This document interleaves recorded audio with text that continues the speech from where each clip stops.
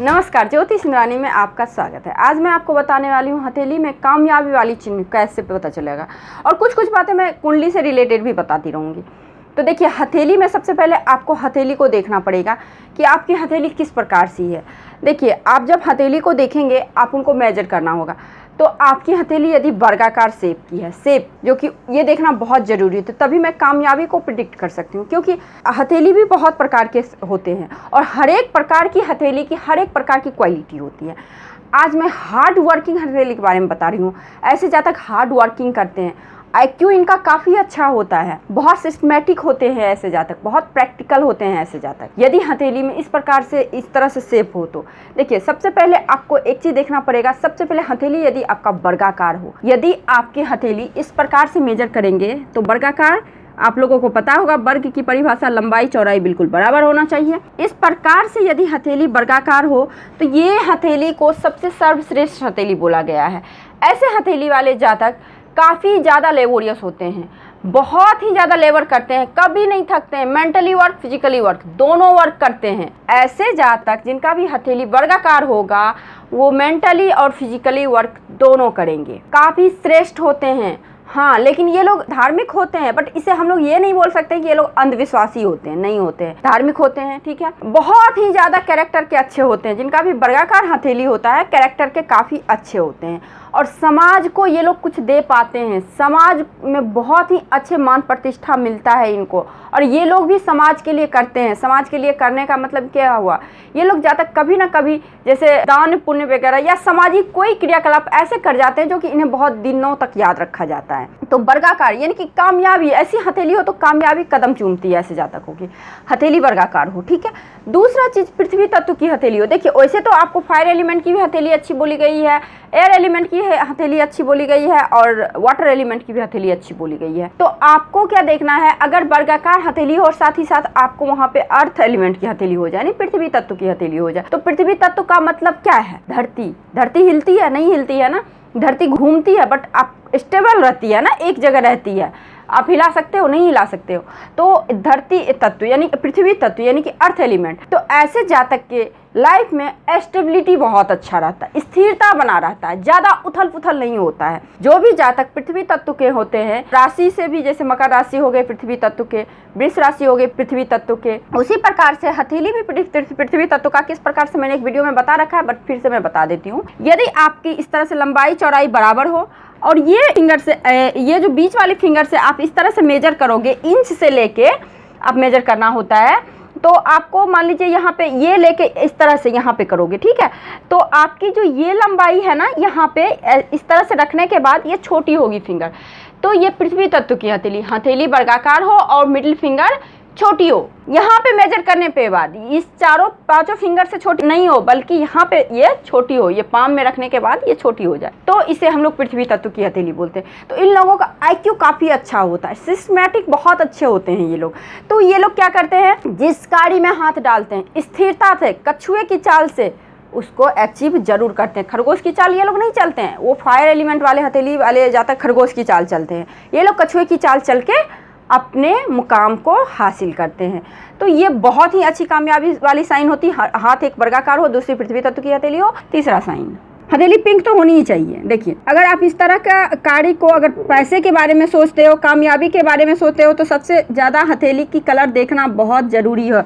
यदि आपकी हथेली येलो हो जाती है तो कुछ ना कुछ लीवर संबंधी प्रॉब्लम है, नीला हो जाता है तो हार्ट संबंधी प्रॉब्लम, ब्लैक हो जाते हैं तो ऐसे जातक के धन नहीं आते हैं तो फिर चले भी जाते हैं। येलो हथेली वाले के हथेली में भी आते हैं धन, बट टिकते नहीं है। लेकिन जिनका भी हथेली पिंक है उनकी हथेली में धन आते हैं और टिकते भी हैं। तो ये हो गई, ठीक है। और इसके बाद देखिए, कामयाबी बताना है ना, तो आपको देखना क्या पड़ेगा, यहाँ जो बनने वाले कोण जो होते हैं, ये कोण आप इस प्रकार से हथेली देखेंगे तो 90 डिग्री का कोण होना चाहिए। इस प्रकार से जब आप हथेली रखेंगे तो बिल्कुल ये कोण आपको 90 डिग्री का होना चाहिए। तो डिटर्मिनेशन को बताता है आप कितने ज़्यादा डिटरमाइंड हैं कार्यों को लेके। सबसे पहले आपको क्या डिसाइड करना आना चाहिए, निर्णय करना आना चाहिए कि जो कार्य हम कर रहे हैं इसका सक्सेस का क्या गारंटी है। तो ऐसे जातक बिना गारंटी का तो एक तो कार्य करते नहीं। यदि इन्हें पता होता है कि इस कार्यों में मुझे अपार सफलता मिलेगी, बहुत ज़्यादा कामयाबी मिलेगी तभी उस गाड़ी में हाथ डालेंगे। सबसे पहली हाथ की क्वालिटी होती है जिनका भी हाथ वर्गाकार हो, अर्थ एलिमेंट का हो और 90 डिग्री का कोण बना रहा हो अंगूठा और तर्जनी के बीच में, तो ऐसे जातक में ये क्वालिटी होती है। आज मैं सिर्फ बताती हूँ कि हथेली, कामयाब हथेली का किस तरह की हथेली होती है। ठीक है, ये हो गया। अब देखिए आपको क्या देखना पड़ेगा, ये दोनों फिंगर बराबर हो, ना बड़ा हो ना छोटा हो, यानी तर्जनी फिंगर और अनामिका फिंगर दोनों की लेंथ बराबर हो, बड़ा नहीं हो छोटा नहीं हो। देखिए अगर तर्जनी फिंगर बड़ी हो जाती है तो लाइफ में बहुत ज़्यादा थोड़ा स्वार्थी हो जाते हैं, जब तक ईगोस्टिक हो जाते हैं। वहीं सूर्य फिंगर की बड़ा हो जाए तो मान सम्मान के लिए ये लोग बहुत ज़्यादा ललायित होते हैं, स्वाभिमान बहुत इनके लिए बड़ी चीज़ हो जाती है। और बड़ी हो जाए तो रिस्क टेकिंग, थोड़ा सा जहाँ इन्हें पता होता है नुकसान होना है वहाँ भी कूदते हैं ये लोग। ठीक है, आग लगी है तो कूदना है, तो इन्हें कूदना है, बस रिस्क लेना है अगर ये फिंगर बड़ी हो जाए तो। इसीलिए मैं बोलती हूँ ये दोनों फिंगर बराबर हो तो क्या होता है ना, ऐसे जातक में महत्वाकांक्षा और स्वाभिमान दोनों बैलेंस मात्रा में होते हैं। जब दोनों किसी भी जातक में दोनों चीज़ बैलेंस हो जाते हैं तो ऐसे जातक को कोई भी चीज़ अचीव करना बहुत थोड़ा आसानी हो जाता है। ठीक है, हर चीज़ बैलेंस में आपके साथ अच्छा होता है ना, कोई भी चीज़ बैलेंस में रहे तो ज़्यादा अच्छा है। धन भी बहुत ज़्यादा हो जाते हैं तो जातक में प्रॉब्लम हो जाते हैं, नहीं हो तो प्रॉब्लम, लेकिन बैलेंस में हो, आपकी सारी नीडेड चीज़ें, ज़रूरत की चीज़ें पूरी हो रही है तो ये चीज़ अच्छी होती है। तो इसीलिए ये दोनों फिंगर आपकी बैलेंस में हो। अब देखिए यहाँ पे यदि खड़ी खड़ी लाइनें हो इस प्रकार से, ये सारी कामयाब हथेली की ही मैं बात कर रही हूँ। यदि आपके हथेली में इस तरह के साइन हो तो ऐसे जातक कामयाब होते हैं। वो आप पे डिपेंड करता है आप किस क्षेत्र में काम करते हैं। आप गलत काम करते हैं उसमें भी आप कामयाब होंगे, बहुत बड़े बड़े डॉन हैं, बहुत बड़े बड़े अपराधी हैं, वो कामयाब हैं। तो आप पे डिपेंड करता है वो चीज़ आप किस प्रकार के कार्य करते हो। तो आपको कामयाबी, ओनली ऑन कामयाबी के बारे में बता रही हूँ, कितना धन वगैरह नहीं बता रही हूँ। जिस कार्य को आप करेंगे उस कार्य में आपको सक्सेस मिलेगी। अगर इस तरह से लाइन है तो ये फ्रेंडली नेचर को बताता है, एडजस्टेबल नेचर को बताता है, तो ये भी आपको एक कामयाबी का साइन हो गया। ठीक है, अब देखिए एक चीज़ और होता है। अब आइए आपके लाइफ लाइन पे, लाइफ लाइन, मस्तिष्क रेखा, माइंड लाइन और हार्ट लाइन। ठीक है, और देखिए यहाँ पे अगर आपकी लक लाइन नहीं हो, अगर सूर्य लाइन हो, यदि आपके हथेली में लक लाइन, एक व्यूअर्स ने पूछा भी है, यदि आपके हथेली में लक लाइन नहीं हो, सिर्फ सूर्य लाइन हो, सिर्फ सूर्य की रेखा हो, फिर भी आप कामयाब होंगे, फिर भी आपको कम मेहनत में ज़्यादा सफलता मिलेगी। क्योंकि सूर्य का आशीर्वाद अगर आपके ऊपर हो गया तो फिर आपको कामयाब होने से कोई नहीं रोक सकता है।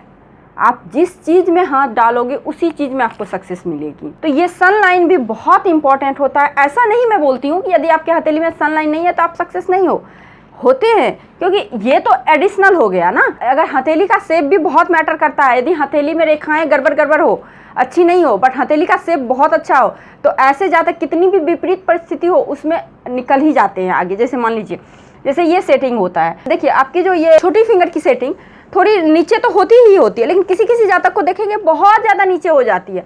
तो ऐसे जातक बहुत ज़्यादा नीचे होके और सारी फिंगर की सेटिंग अप हो जाती है। तो ऐसे जातक बहुत ज़्यादा विपरीत परिस्थिति में ही बहुत सक्सेस मिल पाते हैं। तो यही कुछ बातें थी जो मैं आपको बताना चाहती थी। यदि कामयाबी वाली साइन हो, और देखिए कुंडली में भी यदि आपके सूर्य 11th हाउस में हो, सूर्य आपके 10th हाउस में हो, सूर्य आपके 5th हाउस में हो, सूर्य आपके लगन में हो, तो ऐसे जातक जो सोचते हैं, जो चाहते हैं, थोड़ा जिद्दी प्रवृत्ति के होते हैं, बट जो चाहते हैं सो अचीव कर लेते हैं। तो यही कुछ बातें थी जो मैं आपको बताना चाहती थी। यदि आपको ये वीडियो अच्छी लग रही है तो लाइक कीजिए, शेयर कीजिए, सब्सक्राइब कीजिए। मेरे चैनल पे नए हैं तो, पुराने हैं तो शेयर कीजिए। आज के लिए बस इतना ही, नमस्कार।